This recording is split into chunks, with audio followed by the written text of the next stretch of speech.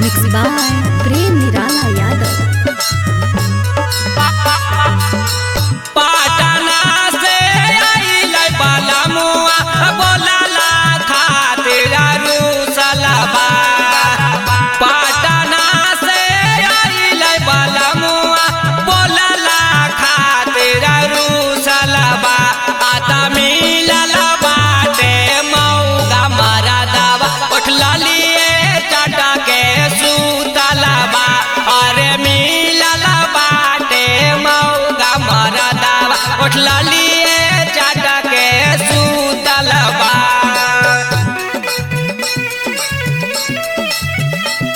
उठला लिए चाटा के सूतलबा।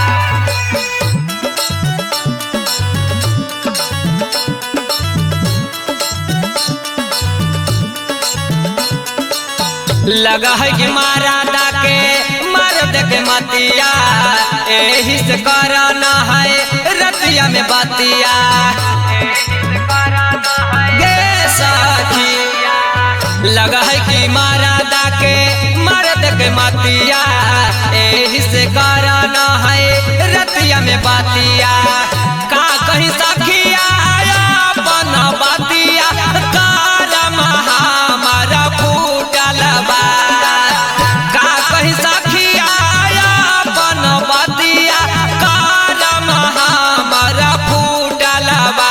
आता मिलल बाटे मौगा मरदवा उठला लिए चाटा के सूतलबा।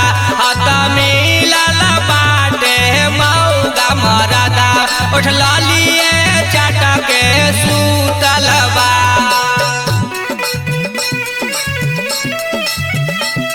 उठला लिए चाटा के सूतलबा।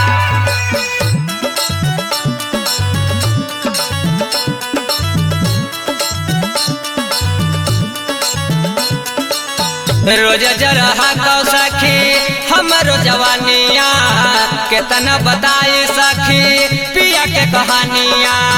केतना बताई सखी हे रोज जरहा कै सखी हमरो जवानिया केतना बताई सखी पियवा के कहानिया। राजू पांडे पियावा से